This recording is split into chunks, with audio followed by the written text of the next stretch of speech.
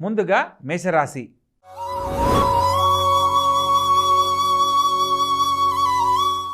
ఈ యొక్క మేషరాశి వారికి లగ్నంలో గురుగ్రహ సంచారం జరుగుతున్న కారణంగా మేష గురువు కొన్ని సత్ఫలితాలనే కల్పిస్తారు. అదేవిధంగా చతుర్థ స్థానాధిపతి అయిన చంద్రుడు సప్తమ స్థానంలో సంచరిస్తున్న క్రమంలో కళ్యాణ భాగ్యం కోసం ఎదురు చూస్తున్న వారు కళ్యాణానికి సంబంధించిన శుభవార్తలు వినడానికి ఇది అత్యంత అనుకూలమైన కాలంగా తెలియజేయడం జరుగుతుంది.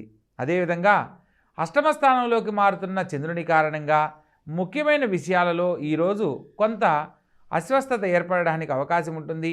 ఆరోగ్య విషయంలో కానీ కుటుంబ విషయాల్లో కాస్త ఆచితూచి వ్యవహరించాలి అనేది సూచనగా తెలియజేయడం జరుగుతుంది. ప్రత్యేకంగా అష్టమ స్థానంలో సప్తమాధిపతి అయిన శుక్రుడు సంచరిస్తున్న కారణంగా స్త్రీ మూలక వివాదాలకు దూరంగా ఉండాలనేది తెలుసుకోవాలి. భాగ్యస్థానంలో రవి, బుధుడు మరియు కుజగ్రహ సంచారం జరుగుతున్న కారణంగా నూతన కార్యక్రమాలను చేపట్టే అంశంలో మీ యొక్క పెద్దల సహాయ సహకారాలను పొంది తదుపరి తీసుకునే నిర్ణయాలలో అనేక రకాల శుభాలు పొందడానికి అవకాశం ఉంటుంది. నూతన కార్యక్రమాలను చేపట్టడానికి ఈరోజు అత్యంత అనుకూలమైన కాలంగా తెలియజేయడం జరుగుతుంది. వారం చివరిలో రాజ్యస్థానంలోకి మారుతున్న చతుర్థాధిపతి అయిన చంద్రుని కారణంగా తల్లిగారి సలహా మేరకు చేసే ప్రతి పనిలో కూడా విజయం లభిస్తుంది. లాభస్థానంలో శని సంచారం లాభాధిపతియే సంచరిస్తున్న కారణంగా పెద్దల యొక్క సహాయ సహకారాలతో చేసే ప్రతి పనిలో కూడా తప్పక విజయం లభిస్తుంది.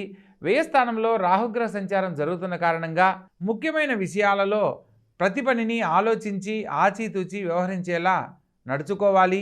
దూర ప్రాంతాలలో విద్యను అభ్యసించాలనుకునే వాళ్ళు దూర ప్రాంతాలకై చేసే ప్రయత్నాలన్నీ ఈ వారం అనుకూలిస్తాయి.